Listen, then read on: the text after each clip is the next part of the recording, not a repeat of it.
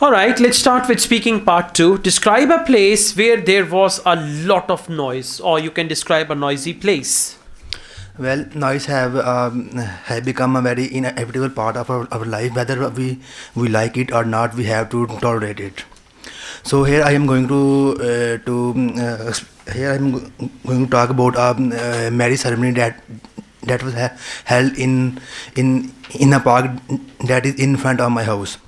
Last Saturday there was a wedding ceremony wedding ceremony that is held in a park, and it is a night function, and they use too much loudspeakers, and they play very loud speaker. They play songs on speakers, and that is very noisy. That plays very noise around the park. So I feel very uncomfortable, and I have to I close my all window of my home, but it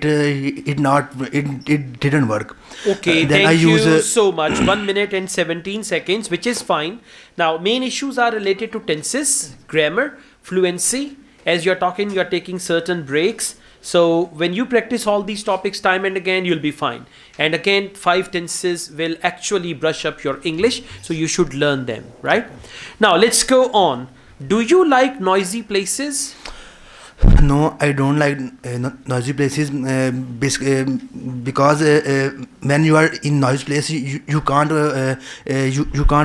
work in a proper manner. You feel some stress like that, so I don't like to work in noisy places. Okay. Why do you think public places are often noisy, like shopping malls, railway stations? Why do you think they are often noisy? Because due to more population or more crowd there, they become more noisy. So Okay, but these there are. should be, yeah, you should elaborate more, at least 5 to 6 sentences, okay? All right, thank you so much.